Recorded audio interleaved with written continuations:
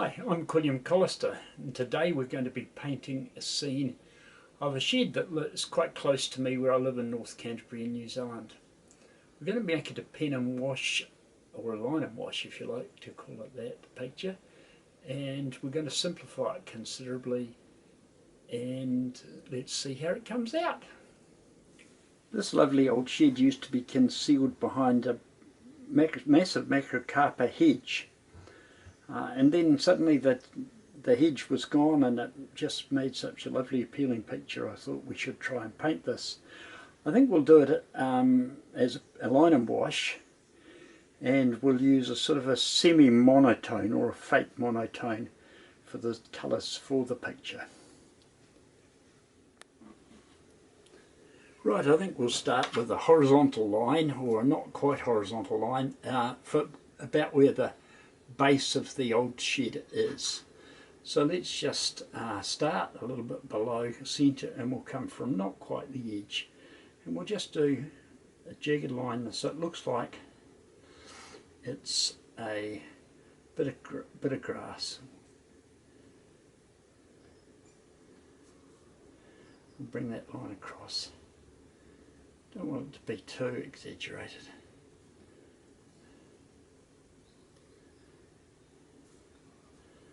Bring it right across to this side. Okay, and in the foreground you'll notice there's another sort of a line of rather heavier sort of weeds, and that almost meets up here with the baseline that we've already established. So let's just try and do something with that, and we'll just try and make it, I'm not going to make it too big an issue, but something that we can perhaps use as maybe even as the bottom line for our painting. And it's got some things with some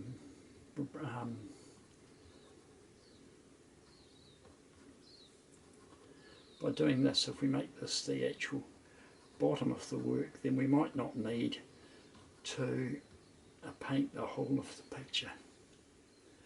Right, so now we usually have to think about where we're going to establish our picture. I really love the three hay bales that are on the right hand end of the picture. So I'm going to start with, I don't know whether you can see that line there, and I'm going to put that in about here. And it's not quite vertical, so we'll make it about that high. And we'll put the gable end in there, as much as we need to of it. And back again down here, and that can be quite a heavy line there, with maybe just a bit of an edge, and there's a slight overhang by the look of it, and then there's weatherboards coming down. Yeah, and we don't need to see all of that because of course the first of the hay bales fits in about there.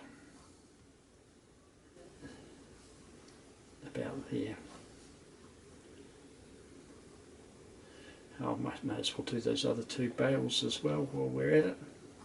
So this one we're seeing a not quite round, pure round shape, and more of an ellipse, and a little bit back.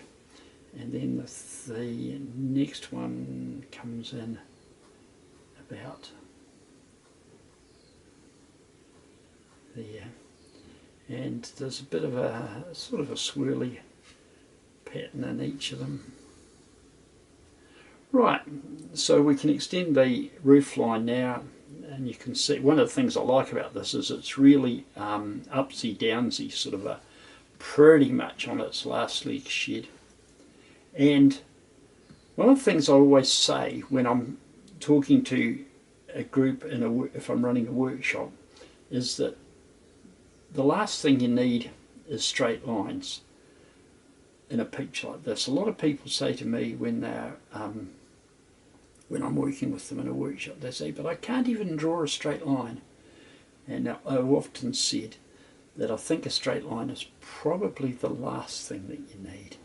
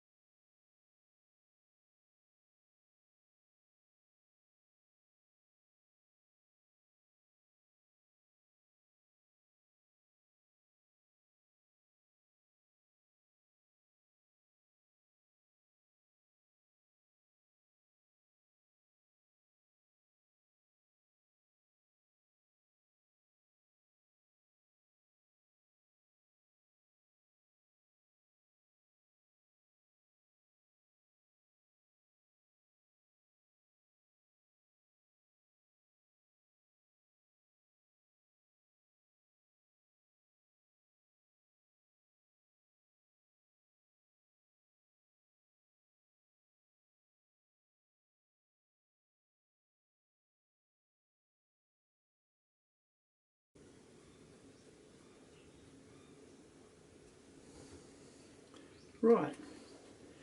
Now, as I said earlier, I think we're going to try and do something like a sort of a monotone picture here. And I've decided that I'm not actually going to have much in the way of sky at all. But I am going to just damp the area above and into the shed. Not enormously, just a little bit. And we may as well extend that across here.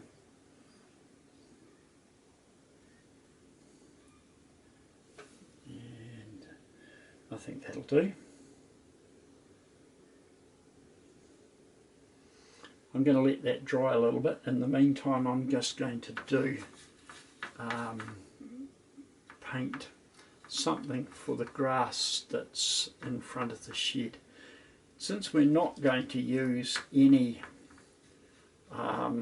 greens in this picture, I thought I would just use the mostly raw sienna. You'll see that I'm just not going to just cover it all with paint. I want to have it a bit of variation in it. And I might go to a slightly finer brush and I'll darken that colour. I could even use quite a lot of water and let the paint itself flow down into some little bits between. If I put quite a lot of water on here.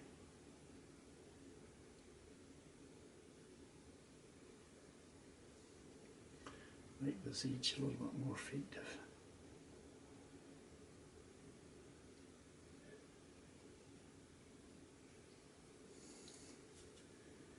I'll grab another bit here, but won't do it all the way along.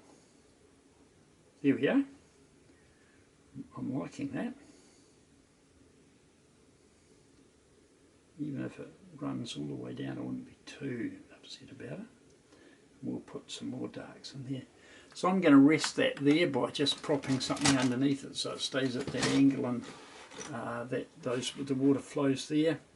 And we'll come back when the picture is dry. A bit later on. And I'll just come in along this edge with some. Could do this perhaps with the pen too if I wanted to. Right, okay. So there's a light grey that is most of the roof with just a little bit of rust in it. So we can get that in here, perhaps even a bit lighter. And I think it's a good trick to always paint, make your brush stroke flow the same way as the whatever object it is you're painting. And that always seems to be a bit more effective to me.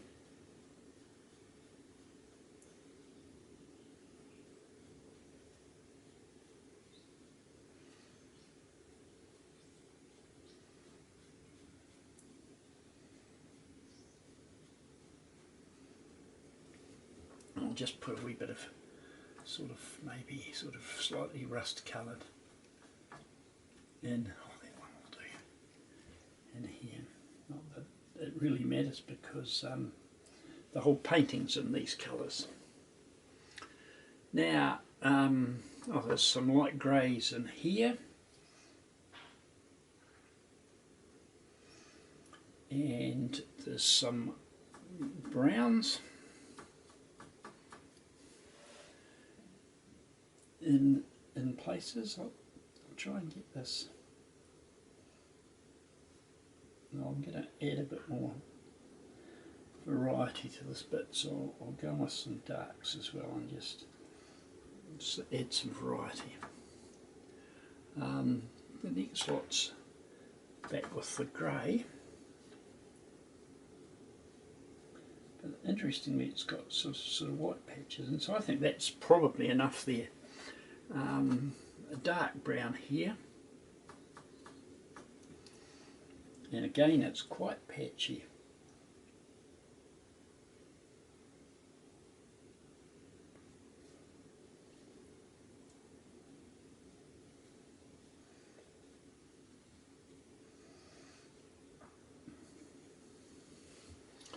There we are, we're starting to get somewhere. I'll just pick up some more darks and we'll just go into this bit. Some darks here. There we are. Right. The paddock in the distance. We can just sort of probably maybe a bit yellower than that. Well, that's probably a bit too much.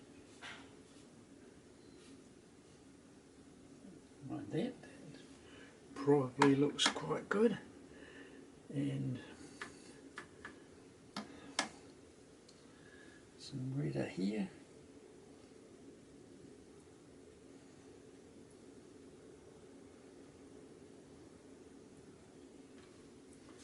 Maybe it's sort of the opposite to what we should do, so if I go greyer I'll better make it a lighter grey here.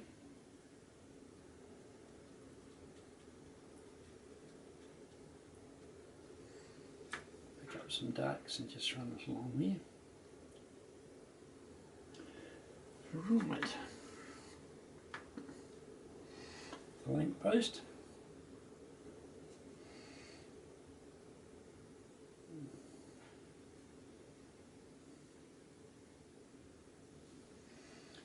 And I'm just going to run some dark along here. Right, I just think we need to be a bit more convincing here and spots around it underneath here. Maybe I'll use a smaller brush than that with some more darks.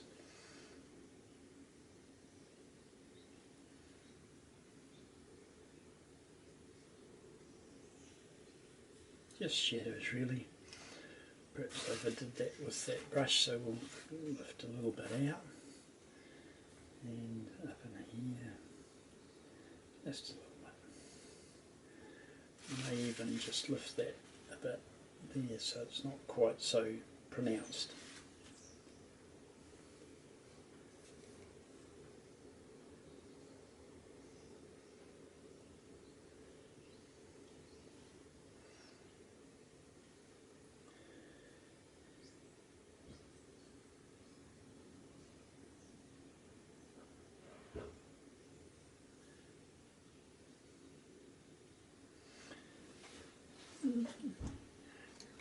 There we are, I think that's pretty much the finished work.